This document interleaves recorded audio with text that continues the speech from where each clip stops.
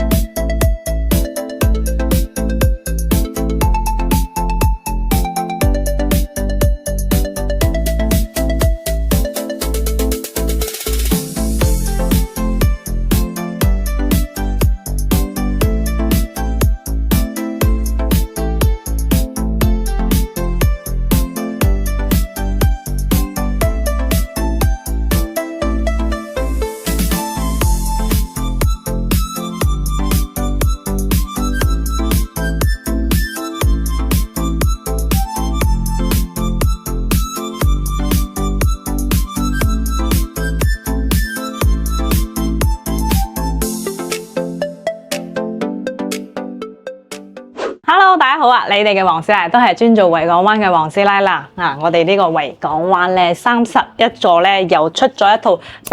89平方嘅3房啊！一睇呢個裝修風格咧，呢個業主咧肯定係一位優雅啲女士啊！間屋咧真係雖然佢冇話大搞啦，不過真係整得好有生活氣息啦啊！咁佢都係間而中有翻嚟住嘅啊！咁其實咧最主要係依家佢呢套單位嘅景觀咧同埋價錢咧喺我哋呢個後邊呢一排咧，算係咧比較有睇頭嘅一套啦啊！咁佢依家呢個89方嘅3房單位咧，呢個業主咧係放價39萬5嘅，維度嘅單價都係4000幾蚊一平方啦啊！咁就呢個景觀東南向，因為佢呢套咧係鳳凰層嚟嘅，景觀咧就非常之開揚啦。咁其實咧我哋後邊呢一排咧都係住得香港嘅住咧係非常之多嘅，特別係星期六日啦，放假翻嚟咧，你就可以好明顯咧感覺得到噶啦啊！咁就好似我哋樓下呢個花園啦，今期黃師奶就懶啲嚇，冇喺下邊嗰度啦，咁直接就上嚟開始。咁其實我哋買高層單位咧就係以海景為主，如果係低層咧咁就係以園景為主嘅啊。咁可以見到啦，我依家喺呢個露台位置咧，呢個業主咧種咗好多啲綠植啊！我覺得佢呢個露台咧真係可能有啲滿足唔到佢呢個愛好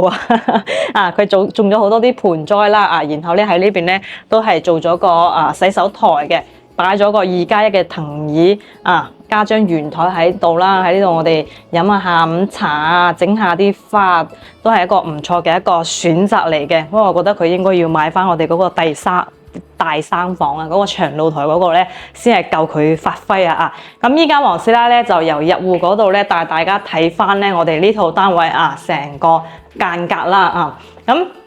我哋呢個31座咧都係一樣係2梯6伙嘅前邊4戶咧都係我哋呢個89平方嘅，後邊2戶就係我哋97平方嘅嗰個橫廳3房啦。咁一出呢口咧就可以望到我哋呢個二期山南海啦，同埋我哋船澳村呢邊，同埋我哋下邊呢啲果園啊，所以咧望出去嘅感覺咧真係好舒服啦啊！咁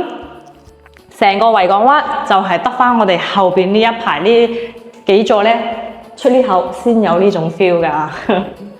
嗱，咁我哋依家睇嘅咧就係我哋呢個01戶型啦89平方嘅。咁見到咧業主喺出邊呢度咧擺咗張鞋凳喺呢度啦方便我哋出入嗰陣時坐住換下鞋啊，又唔使話佔用室內太多空間啦咁入嚟左手邊咧就係我哋一個廚房啦因為佢有翻嚟住咧，所以就好多啲生活用品啦擺得好滿咁佢有啲嘢咧係要好多嘢，佢係要攞走嘅咁等陣咧結尾嗰陣時，我先同大家講咧佢有乜嘢係留俾你，乜嘢係要攞走嘅咁我哋呢邊咧啱好係有個位擺一個雙開嘅一個雪櫃噶啦咁咧佢啲家私咧都係買翻啲現成噶啦我哋呢個歐式鞋櫃。嗱，呢邊咧係我哋將米二嘅一個餐台啦。嗱，好似啲燈啊、冷氣啊呢啲已經係配齊晒噶啦。見到呢個業主真係好多愛好啊！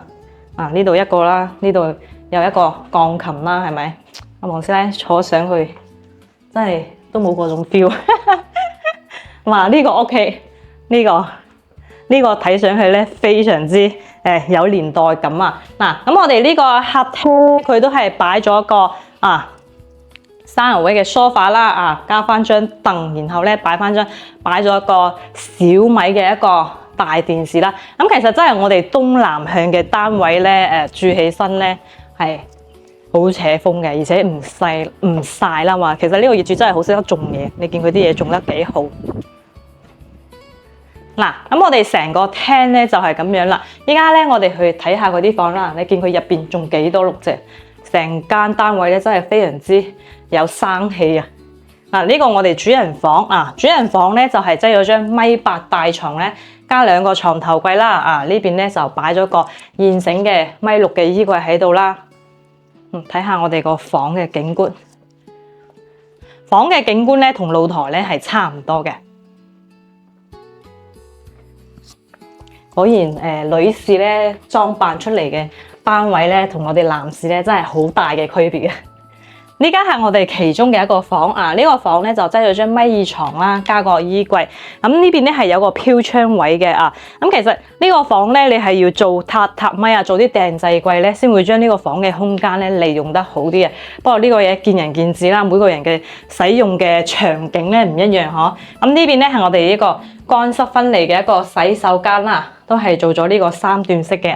單位咧保養得非常之好而且清潔咧都搞得乾乾淨淨，所以單位有人住咧同冇人住咧真係有區別嘅。咁呢個就係我哋其中一個細房啦，都係望住我哋呢個雪路村呢邊嘅。咁呢個房咧都係一樣，擠咗張米2床加個衣櫃。咁好似呢個業主咧，佢又成日翻嚟住，所以咧佢啲房咧佢就會配衣櫃咁好似我哋有啲業主咧，1年先翻嚟2次3次咧，佢就唔會去做個櫃啦，都唔係話錢嘅問題，係覺得打理起身咧太麻煩啦